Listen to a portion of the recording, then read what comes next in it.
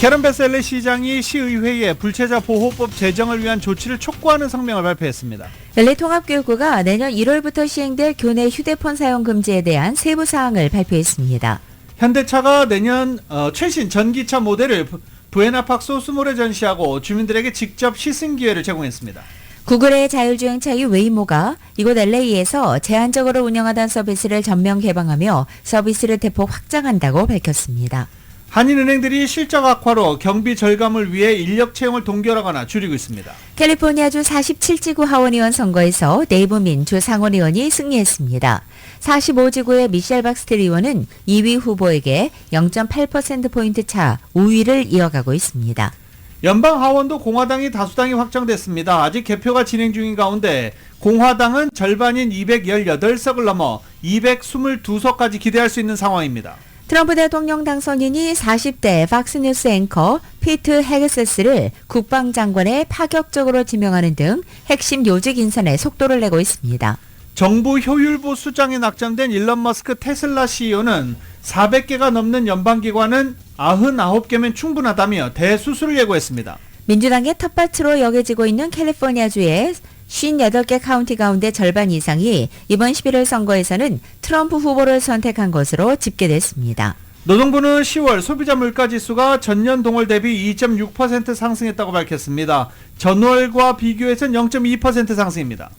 비트코인 가격이 연말까지 10만 달러 이를 수 있다는 전망이 나오는 가운데 변동성 확대를 우려하는 목소리도 커지고 있습니다. 국무부가 러시아 쿠르스크 전선에 북한군이 전투 중인 사실을 처음 확인하고 단호히 대응하겠다는 뜻을 밝혔습니다. 토니 블링컨 미 국무장관이 이스라엘은 스스로 설정한 전략적 목표를 이미 달성했다면서 종전을 촉구했습니다. LA 다저스 오타니 선수가 각 포지션별 최고 타자에게 주는 실버 슬러거상을 수상했습니다. 프리미어 12 야구대회에 출전하고 있는 한국 대표팀이 대만과의 조별 예선 첫 경기에서 3대6으로 패했습니다. 오늘 뉴욕 증시 혼조세로 출발하고 있습니다. 원달러 환율은 2년 만에 가장 높은 1,406.6원으로 마감했습니다. 남가주 오늘 쾌청하겠고 LA 한인타운 낮 최고 기온 76도까지 오르겠습니다. 이 시간 주요 뉴스는 하늘비 호텔 세계 최대 항공기 아시아나항공 A380에서 차별화된 서비스를 만나보세요. 고국까지 편안하고 안전하게 모시는 아시아나항공 제공입니다.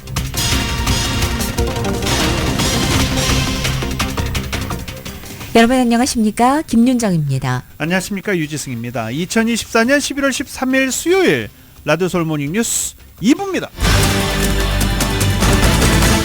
캐런 베스 LA 시장에 취임하면서 LA시는 불체자 성역도시다 이렇게 발표를 했죠. 불체자를 보호하고 인권적으로도 잘 돌봐줄 것이다 라고 이야기를 했습니다.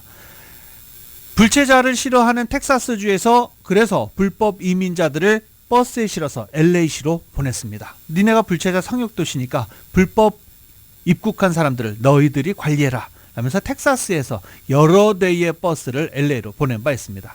네, 불체자, 불법 입국자들을 가득 실어서 보냈었죠. 캐런 베스 LA 시장은 LA시 의회에 불체자 보호법 제정을 위한 신속한 조치를 촉구한다라는 성명을 발표하기도 했습니다. 정윤호 기자가 보도합니다. 캐런 베스 시장의 이 같은 행보는 트럼프 대통령 당선자가 불체자 추방과 불법 이민 단속을 새 행정부의 넘버원 이니셔티브로 삼고 있는 가운데 나왔습니다. 베스 시장과 하이디 펠스타인 소토 LA시 검사장은 대선이 치러진 직후 이민자 인권단체들과 만남을 가진 후에 LA시 의회에서 불법 체류자 성역도시 조례가 신속히 통과되도록 노력하고 있다고 밝혔습니다. 캐런 베스 시장은 마키스 해리스 도슨 LA시 의장과 니디아 라만, 휴고 소토 마티네즈 시의원, 유니스 허난데즈 시의원을 중심으로 LA시 의원들과 함께 LA의 불체자 보호법을 제정하기를 기대한다고 밝혔습니다. 에릭 가세티 전 LA 시장은 LA를 불체자들을 위한 성역도시로 선포하는 행정 지침에 서명했지만 시행이 가능한 법으로 제정하지는 않았다는 것입니다. 베스 시장은 최근 LA시가 불체자 성역도시가 아니라는 점을 깨달았고 지난 수년 동안 LA시가 불체자 성역도시라고 여겨왔기 때문에 사실 이에 대해서 놀랐다고 덧붙였습니다. 차이점은 당시 가세티 시장이 선포했던 행정지침은 영구적인 정책이 아니었다는 것으로 LA시 의회가 조속히 불체자 성역도시법에 대한 표결을 하도록 촉구하겠다고 밝혔습니다. 베스 시장은 트럼프 당선자가 대통령으로 취임하기 전에 이를 변경해야 한다며 연내에 불체자 성역도시 조례가 LA시 의회에서 통과될 수 있도록 하겠다고 말했습니다. 트럼프 대통령 당선자는 새 행정부 출범 후 대대적인 불체자 추방 작전을 펼치겠다고 예고했으며 서류 미비자 인구가 많은 LA 카운티에서 불체자 단속이 집중적으로 이루어질 것으로 보입니다. 라디오 서울뉴스 정현호입니다. 게빈 뉴슨 캘리포니아 주지사가 트럼프 차기 정부 출범을 앞두고 주 권익 보호를 위한 트럼프 방어책 마련에 총력을 기울이고 있다고 정치 전문 매체인 폴리티코가 어제 보도했습니다. 게빈 뉴섬 주지사는 어제 워싱턴 DC를 찾아 현재 바이든 행정부 고위 관계자들과 연이은 회동을 갖고 있습니다. 트럼프 당선인이 내년 1월 취임하기 전 주요 연방기금 지원과 또 각종 정책 승인을 확보하기 위한 마지막 외교전을 펼치는 모습입니다. 먼저 캘리포니아주는 환경보호청으로부터 8건의 친환경 차량 관련 특별 승인을 기다리고 있습니다. 이것은 화석연료 차량의 단계적인 폐지를 위한 것으로 바이든 대통령의 임기가 끝나는 1월 19일까지 승인이 이루어져야 합니다. 또 캘리포니아 주정부는 정신건강 서비스 확대와 메디케이드 기금 운영을 위한 연방정부의 승인을 기다리고 있습니다. 최근에 주민투표로 승인된 의료보험 관련 세금 정책의 시행도 주요 현안입니다. 폴리티코는 캘리포니아 고속철도 사업을 위해 배정된 60억 달러의 연방 지원금도 보호가 필요한 상황이라고 전했습니다. 특히 센트럴밸리 구간 건설을 위한 31억 달러 예산이 위험에 처할 수 있다는 우려가 제기되고 있다는 것입니다. 트럼프 당선인은 이미 캘리포니아주의 이 같은 트럼프 방어 노력에 대해서 비관적 입장을 보였습니다. 전문가들은 트럼프 2기 행정부 출범 이후 연방정부와 캘리포니아 주정부 간의 갈등은 더욱 심화될 것으로 전망하고 있습니다. 캘리포니아주에서 독립운동을 주장하는 칼 엑싯 단체가 트럼프 대선 승리 이후 독립주민투표를 요구하고 나섰습니다. 이들은 제2기 트럼프 행정부가 캘리포니아가 추구하는 모든 가치를 공격할 것이라며 우려를 표명했습니다. 트럼프 전 대통령은 캘리포니아 출신의 해리스 부통령을 상대로 압승을 거뒀습니다. 트럼프의 재임 기간 동안 최소 2명의 대법관이 또 추가로 임명될 수 있다는 점을 우려하면서 캘리포니아가 독립주민투표를 해야 된다라고 계속 주장하고 있는 중입니다. 그러나 법률 전문가들은 주의 독립이 헌법상 불가능하다고 지적합니다. 벤츄라 카운티에서 발생한 마운틴 파이어로 인해 주택을 포함한 최소 200채 건물이 소실됐고 90채의 건물이 추가 피해를 입었습니다. 소방당국에 따르면 현재 마운틴 파이어로 2630에이커가 소실됐으며 진화율은 48%입니다. 산타아나 강풍을 타고 급속히 번졌던 불길은 무어팍과 까말리오를 포함한 여러 지역사회를 휩쓸었고 많은 주민들이 대피해야 했습니다. 그러나 최근에 기상조건이 개선되면서 현재 화재 진압에 탄력을 받고 있습니다.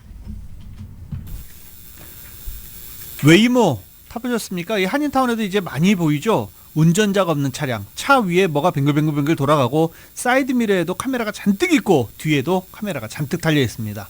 자율주행차 웨이모입니다. 저는 타봤는데요. 운전자가 없이 그냥 타고 있는데 굉장히 생소합니다. 무섭기도 하고요. 네. 하지만 사고 없이 잘 다니고 있죠. 물론 접촉사고는 가끔 보고가 됩니다만 드뭅니다. 웨이모는 자사 블로그에 LA에서의 서비스를 모두 다 개방한다라고 밝혔습니다. 오늘부터 누구든 웨이모 원 앱으로 완전 자율주행 승차 서비스를 매일 24시간 이용할 수 있다라고 공지했습니다. 지난 3월 캘리포니아주 당국의 승인을 받은 웨이모는 LA 일부 지역에서 서비스를 시작했습니다.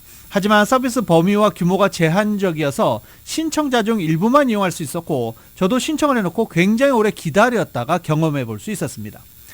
웨이모는 LA에서 상업적 운영을 시작한 이래 약 30만 명이 대기자 명단에 이름을 올리는 등 열렬한 환영을 받았다며 지금이 바로 LA에 있는 모든 사람을 만날 수 있는 시기다라고 설명했습니다. 현재 웨이모는 LA 카운티에서 일부 지역을 횡단할 수 있고 향후 서비스 범위를 확장해 더 넓은 지역을 아우를 계획이라고 밝혔습니다. 웨이모의 서비스 확대에 따라 LA는 웨이모가 운영하는 로보택시 영업장소 최대 도시가 됐습니다. 웨이모는 그동안 샌프란시스코와 애리조나에서 유료 영업을 해왔지만 이들은 LA보다 작은 도시입니다. LA는 미국뿐만 아니라 세계에서도 유동 인구가 가장 많은 도시인 만큼 이 웨이모 승차 경험이 대중화하는 주요 계기가 될 것으로 예상되고 있습니다. 웨이모는 로보택시 영업을 확장하기 위한 56억 달러 규모의 자금 조달에도 성공했습니다. 소셜시큐리티 연금이 유일한 소득원인 대도시 거주 은퇴자는 캘리포니아에서 살기 어려울 것으로 알려졌습니다. 소비자 금융조사기관 고뱅킹 레이츠가 미국 내 50개 대도시에 사는 은퇴자 부부의 평균 소셜연금을 기준으로 해서 월 생활비 충당 정도를 조사했습니다. 그 결과 고급 주택이 밀집해서 한인들의 선호도도 높은 얼바인에서는 고작 6.3일간 생활할 수 있는 것으로 나타났습니다. 부부 은퇴자의 평균 소셜연금과 연방 센서스 통계, 주택가격지수, 소비지출 통계 등을 활용해 이같이 집계했다고 밝혔습니다. 현재 독신 은퇴자의 소셜연금은 월 1,871달러, 부부가 월 2,782달러 수준입니다.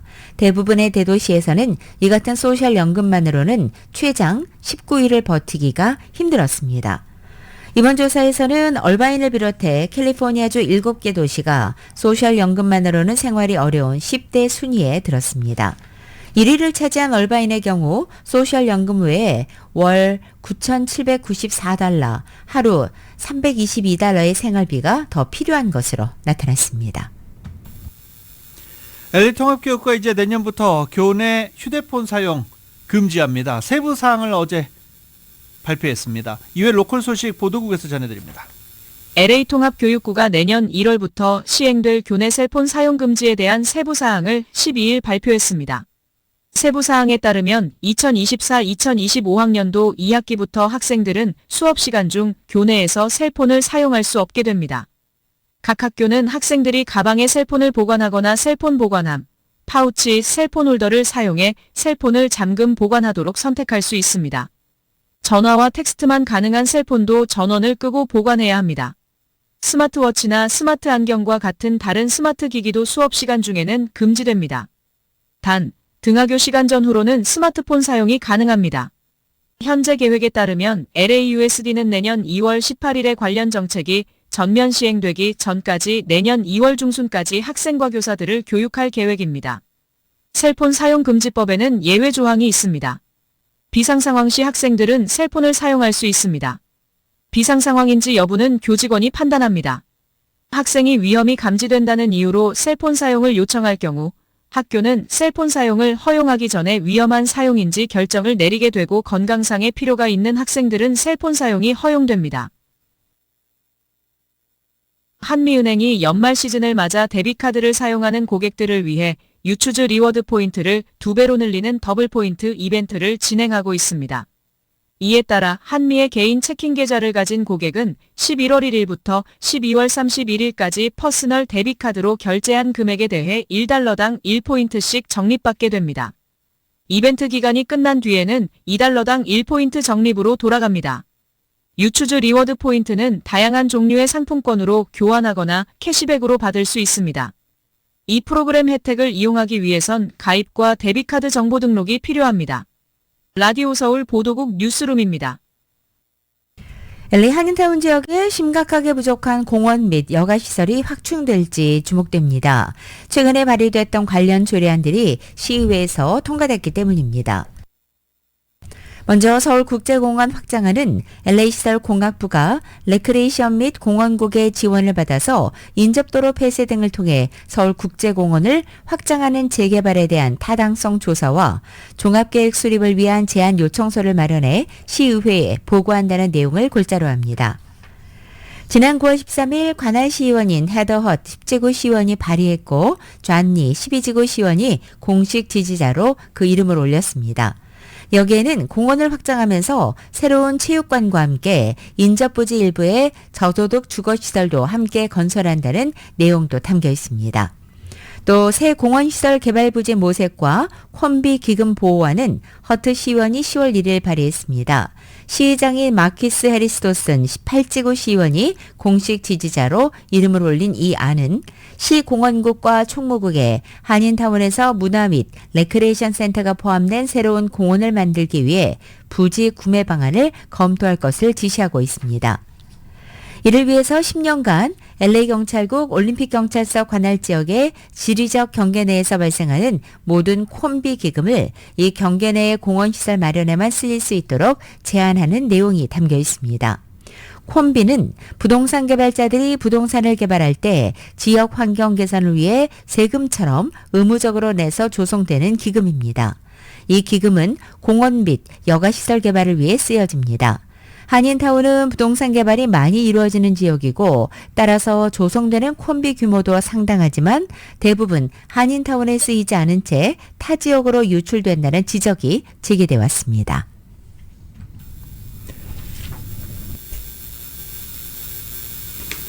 현대자동차 미국 판매법인이 현대차 최신 모델 아이오닉 모델을 부에나팍에 위치한 소스몰에 전시하고 있습니다.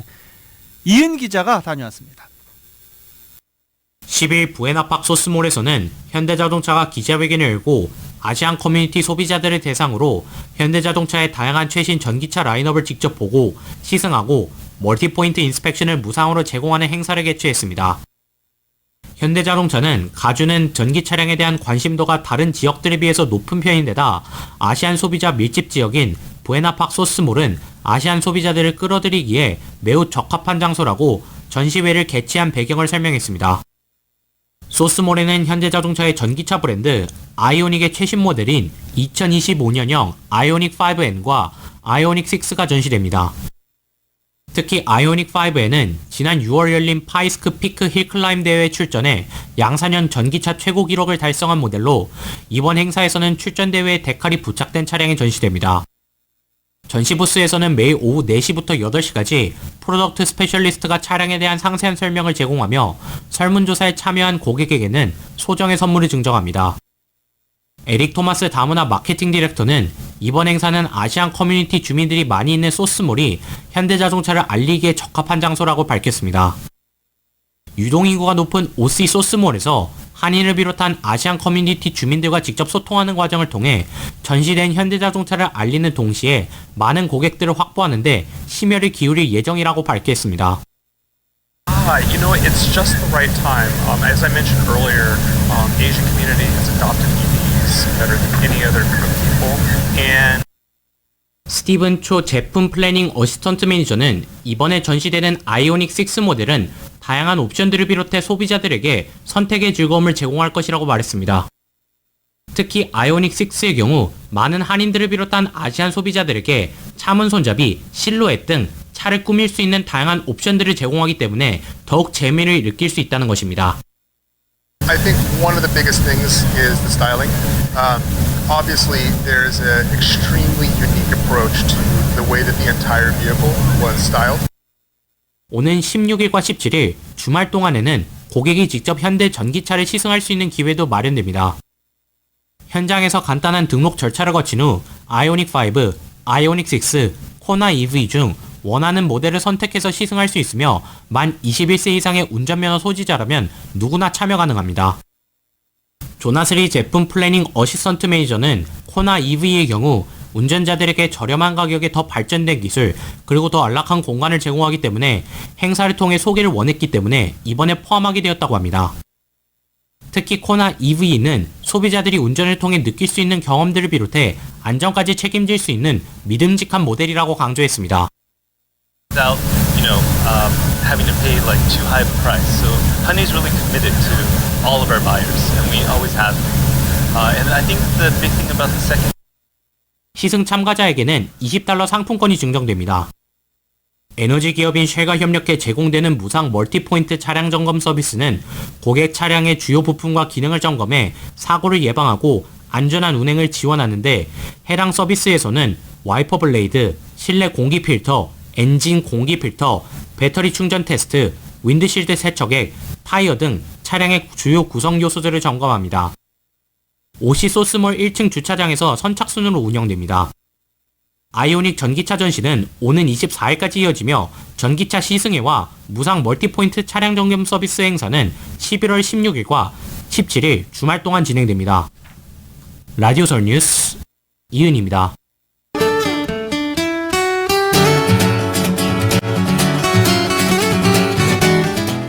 11월 13일 수요일 남가주의 날씨입니다. 남가주 오늘 쾌청하고 포근한 가을 날씨 보이겠습니다. 오늘 낮 기온이 각 지역에 따라 어제보다 3도에서 10도가량이나 높아지는 곳도 있겠습니다. 목요일인 내일도 맑은 날씨 이어지겠고 내일은 낮 기온이 5, 6도가량 떨어져서 예년 기온을 보이겠습니다. 금요일에는 남가주 하늘에 점차 구름이 늘어 흐려지겠고 낮 기온은 6도가량 더 떨어져서 한낮에도 서늘하게 느껴지겠습니다. 또 금요일 밤부터 토요일 아침 사이 이슬비 내리는 곳도 있겠습니다. 비가 내린 이후 토요일의 낮 기온은 대부분 60도 초반에 머물면서 이번 주말은 보다 쌀쌀한 가을 날씨 이어지겠습니다. LA 한인타운의 오늘 낮 최고 기온이 76도, 밤 최저 기온은 49도, 오렌지 카운티 지역은 77도, 47도, 밸리와 일란드 엠파이어 지역 81도, 45도, 해안 지역은 71도, 49도로 예상됩니다. 한편 수능일을 맞는 한국은 오늘 전국이 흐리고 밤부터 비가 내리겠습니다. 서울의 오늘 아침 최저 기온이 51도, 낮 최고 기온은 65도 예상됩니다.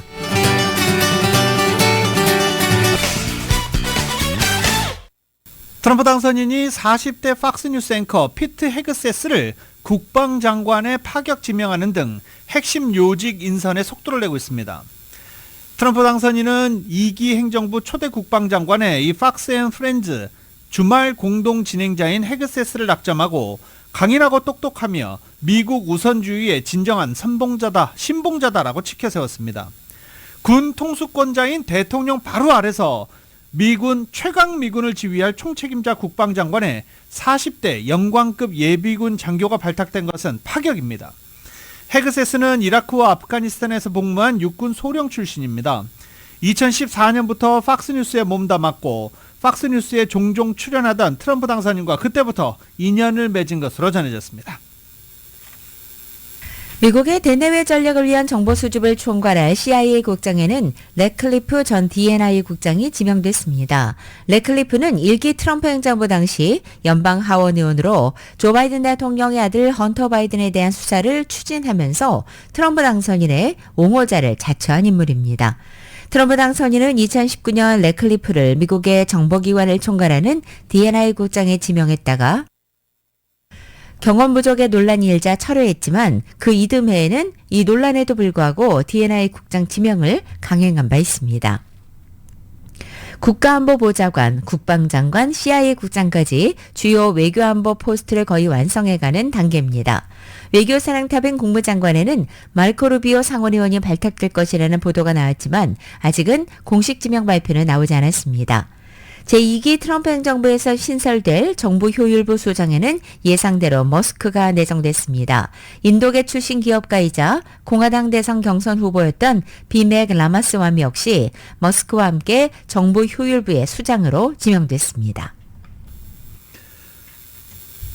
트럼프 당선인의 강경한 이민정책을 싫어한 국토안보부 장관에는 노 사우스다코타 주지사가 내정됐다라고 어제 소식 전해드렸습니다. 이스라엘 주재 대사에는 마이크 허커비 전 아칸소 주지사가 지명됐습니다. 이스라엘 이란 갈등으로 긴장이 이어지고 있는 중동 문제를 담당할 차기 대통령 중동 특사로는 부동산 사업가 스티브 위트코프가 지명됐습니다. 부동산 투자자 위트코프는 트럼프 당선인의 골프 친구입니다. 내각 인사 결정에 상당한 영향력을 행사하는 사람 중 한 명으로 전해지고 있습니다.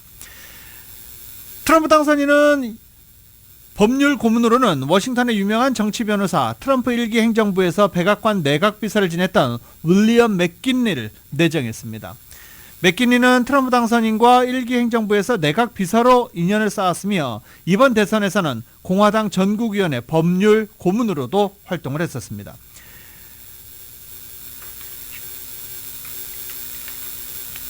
연방기관 99개면 충분하고도 남는다.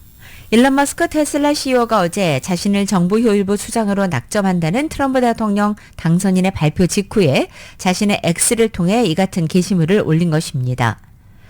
연방기관 규모를 4분의 1 토막 내는 대수술도 불사하면서 연방정부의 뿌리 깊은 관료주의를 혁파하겠다는 일성입니다. 머스크는 잇따라 올린 게시물에서 정부를 효율화하거나 아니면 미국이 파산하거나 라고도 했습니다. 연방정부의 효율적 운영을 위한 강력한 의지를 보인 것입니다. 또 투명성을 최대화하기 위해서 정부 효율부의 모든 조치를 온라인에 게시하겠다며 우리가 중요한 것을 잘라내고 낭비성인 것을 안 잘라낸다고 생각하면 언제든 알려만 달라라고 당부하기도 했습니다. 트럼프 당선인의 백악관 재입성 1등 공신으로 꼽히는 머스크는 선거운동 기간 연방정부 예산을 최소 2조 달러 삭감할 수 있다면서 대폭적인 정부 개혁을 예고한 바 있습니다. 어느 연방기관이 폐기 대상이 될지는 아직 알려지지 않았습니다. 이런 가운데 정부 효율부라는 조직의 권한과 위상이 불분명하다는 지적이 나오고 있습니다. 더 힐은 정부 효율부가 트럼프 행정부의 공식 부처인지 아니면 외곽에서 백악관에 자문을 제공하는 형태가 될지 아직 불분명하다라고 짚은 것입니다.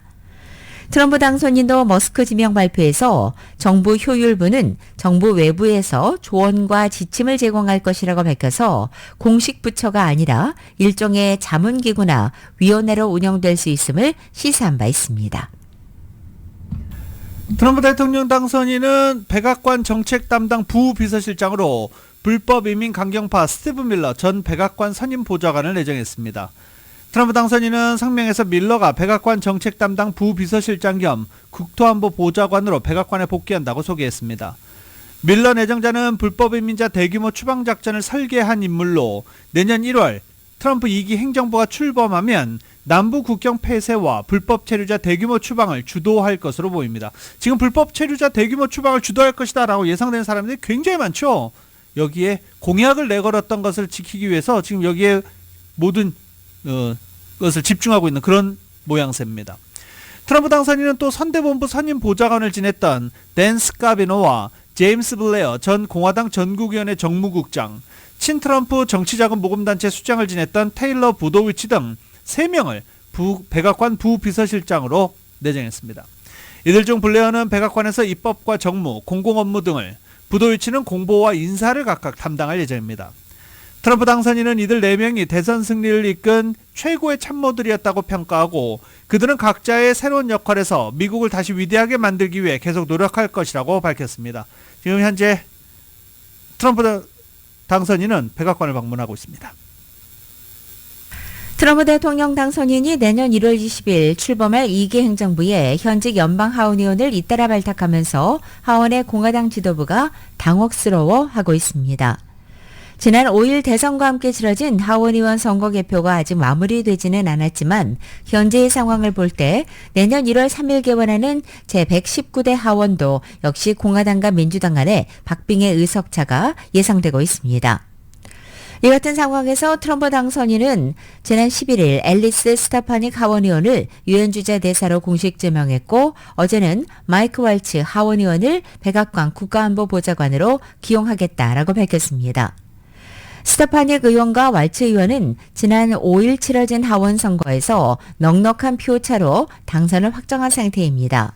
이들이 트럼프 당선인의 부름을 받고 의회를 떠난다면 해당 지역구는 보궐선거를 치러야 합니다. 스테파닉 의원의 지역구가 있는 뉴욕의 경우 주지사가 사퇴 후 10일 이내에 보궐선거 시행을 발표하고 이후 7, 80일 이내에 선거를 치러야 해서 후임자 선출에 몇 달이 걸릴 수 있습니다. 왈츠 의원의 선거가고 있는 플로리다주에서도 주지사가 보궐선거 일정을 정하는데 더 폭넓은 재량권이 있다고 의회 전문 매체 더 힐은 전했습니다. 공화당이 하원에서 간신히 다수당 자리를 지킬 것이 유력한 상황에서 공화당 상징색인 빨간색으로 칠해놓은 두 의석을 다시 흰색, 공석으로 바꿔놓는다는 것은 당 지도부 입장에서 속이 타는 일일 수 있다는 것입니다. 특히 분열이 잦은 공화당 내부에서는 이미 차출된 하원의원 2석만으로도 향후 트럼프 대통령의 책상 위에 어떤 법안이 올라갈지에 큰 차이를 만들 수 있다고 더 힐은 지적했습니다. 트럼프 대통령 당선인이 백악관을 방문할 예정이다라고 방금 전 소식 드렸죠. 워싱턴 DC로 들어갔습니다. 트럼프 대통령 당선인은 대선 승리 후 처음으로 방금 전 워싱턴 DC를 찾아서 공화당 소속 의원들과 함께 승리를 자축했습니다. 공화당 소속 하원 의원 회의에 참석해서 이기는 건 늘 좋다라고 역사적인 수준의 숫자로 우리가 이겼다라고 자랑했습니다. 공화당이 이번 대선에서 7개 경합주뿐만이 아니라 전체 유권자 투표에서도 과반 이상을 확보하는 등 역사적인 수준의 숫자다라고 지적한 것입니다. 워싱턴 포스트는 트럼프 당선인은 대선에 다시 출마할 가능성에 대해서 농담하기도 했습니다. 헌법에 따라 앞으로 4년간 대통령직을 수행할 수 있으며 연임은 불가능합니다. 그런데 한 번 더 갈까? 다시 한번 출마하지 않을 것 같다? 이렇게 농담을 해서 또 공화당 의원들이 크게 박장대소를 했다. 이렇게 보도를 하고 있습니다. 마이클 존슨 하원 의장은 임기 중 재선 도전에 실패했다가 재차 도전에 성공한 대통령은 그로브 클러블랜드 이후 트럼프가 처음이라며 컴백킹이라고 치켜 세우기도 했습니다. 뉴욕타임즈는 트럼프 당선인은 존슨 의장에 대해서 난 끝까지 그와 함께한다라고 말한 것으로 전하기도 했습니다. 공화당 회의에서 트럼프 당선인이 신설하기로 한 정부 효율부 수장에 내정한 일론 머스크 테슬라 CEO도 함께 하고 있는 중입니다.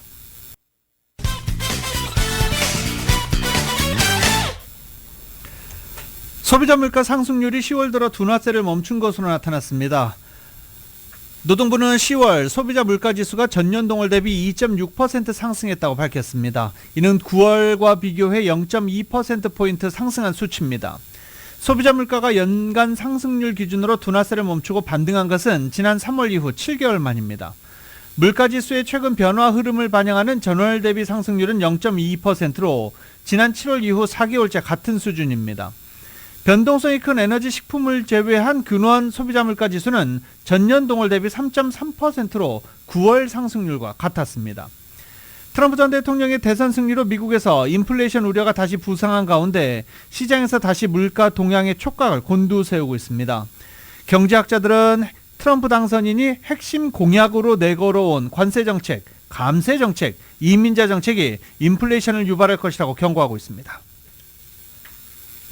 트럼프 전 대통령의 당선 이후 트럼프 쇼크가 계속되면서 한국의 원화 가치와 한국 주가 지수가 약세를 이어가고 있습니다. 장중 원달러 환율이 2년 만에 1,410원을 넘어섰습니다. 13일 서울 외환시장에서 미국 달러와 대비 원화 환율의 주간 거래 종가가 전날보다 3.1원이 올라서 1,406.6원을 기록했습니다. 주간 거래 종가 기준으로 지난 2022년 11월 4일 이후 2년 만에 가장 높은 것입니다. 특히 이날 장 초반에는 환율이 1,410.6원까지 뛰면서 장중 고가 기준으로 2022년 11월 7일 1,413.5원 이후 가장 높은 수준을 기록하기도 했습니다. 환율이 1,400원대까지 오른 것은 1997년 외환위기와 2007년 금융위기, 또 2022년 미국발 고금리 충격 이후 역사상 네 번째입니다. 환율 1,400원 선은 위기 환율이라는 점에서 심리적 마지노선으로 여겨지고 있습니다. 트럼프 2기 행정부 재무장관 후보로 헤지펀드 키즈케어 그룹 창업자 스캇 베센트가 급부상하고 있는데 월스트리트 출신을 선호하는 트럼프 대통령 당선인의 최종 낙점이 아직 이루어지지 않았지만 대선 기간 베센트가 대선 자금 모금부터 경제 연설문 작성, 경제정책 초안 작성까지 기여한 공로에 대해서 트럼프 당선인이 찬사를 아끼지 않았다고 지인들은 입을 모으고 있습니다. 베센트 본인과 트럼프 진영에서 언급을 자제하고 있지만 전문가들은 시장의 관점에서 봤을 때 베센트가 좋은 선택으로 보고 있습니다. 베센트는 트럼프 책사로 불리는 스티브 배넌의 팟캐스트 워룸에 출연해 향후 10년간 정부 지출을 1조 달러 삭감해야 한다고 주장하기도 했습니다. 채권 시장 안정을 위해서 필요한 조치라는 것입니다. 또 월스트리트저널에 게재된 기고에서도 재무부가 역사적 수준보다 높은 금리로 단기채를 1조 달러 이상 발행해 미국의 국채 시장을 왜곡했다라고 주장하기도 했습니다. 트럼프 당선인이 부정적인 견해를 밝혀온 인플레이션 감축법에 대해서는 왜곡된 인센티브를 개혁해야 한다고 주장했습니다. 또 정부가 아닌 민간이 자본을 배분하는 것이 성장에 매우 중요하다며 비생산적인 투자를 장려하는 인플레이션 감축법의 왜곡된 인센티브를 개혁해야 한다라고 말했습니다. 또 전기차, 풍력, 태양광 등 청정에너지 산업을 육성하기 위해 수백억 달러의 보조금을 세액공제의 형태로 지급하는 내용을 담고 있는 이 인플레이션 감축법 사기라고 비판했습니다. 허리케인 밀턴이 핥히고 간 메이저리그 템파베이 레이스 홈구장의 피해 복구 금액과 예상 복구 기간이 나왔습니다. 플로리다주 세인트 피터스버그시가 발표한 보고서를 인용해 AP통신이 어제 템파베이 홈구장 트로피카나 필드의 복구 공사비는 약 5,570만 달러, 복구 기간은 2026 시즌 개막 전까지라고 전한 것입니다. 이에 따라 템파베이는 대체 구장에서 2025년 시즌을 치러야 합니다. AP통신은 세인트 피터스버그 인근 도시인 클리어워터, 더니든, 그리고 세러소타 등에는 MLB 구단들이 스프링 캠프 훈련구장으로 사용하는 다수의 경기장이 있다면서 템파베이 구단이 연고지 인근에서 내년 시즌을 치르길 희망하는 만큼 스프링 캠프 훈련장을 대체 구장으로 활용할 가능성이 있다고 전했습니다. 넷플릭스가 광고 요금제 출시 2년 만에 전 세계 이용자 수 7천만 명을 달성했다고 밝혔습니다. 넷플릭스 주가 사상 최고치를 기록하고 있습니다. 넷플릭스 주가는 올 들어서 68%나 상승했습니다. 넷플릭스는 자사 플랫폼의 광고 효과를 광고주들에게 입증하는 게 중요하다며 닐슨과 협력해 객관적인 데이터를 제시할 계획이라고 덧붙이기도 했습니다. 광고 효과를 높이는 자체 기술을 개발 중이고 이를 내년에 공개할 예정이다 라고 밝히기도 했습니다. 넷플릭스는 지금 오징어 게임이 2가 출시될 것 때문에 많은 시청자들이 기다리고 있는 중입니다. 취임을 앞둔 트럼프 대통령 당선인에 대한 동영상 공유 플랫폼인 틱톡에 기대가 커지고 있습니다. 뉴욕타임즈는 어제 미국 내 사업권을 빼앗길 위기에 있던 틱톡이 트럼프 당선인에게 마지막 희망을 걸고 있다라고 보도한 것입니다.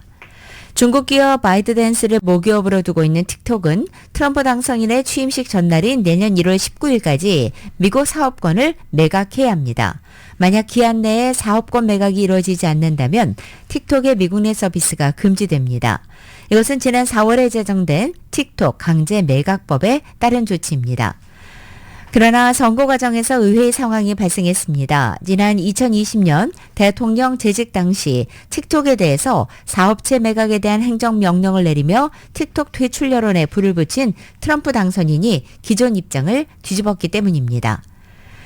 트럼프 당선인은 지난 3월 CNBC 뉴스 인터뷰를 통해서 틱톡이 국가 안보에 위협이 된다고 생각한다면서도 틱톡을 금지하면 젊은 층이 분노할 것이다 라고 말한 것입니다.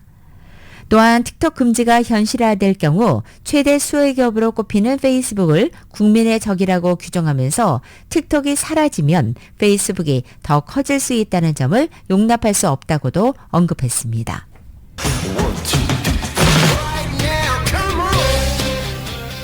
라디오솔 모닝뉴스 스포츠 소식입니다. 스포츠 소식은 전문가가 추천하는 이민법과 가정법 전문 재인정 종합법률사무소 제공입니다.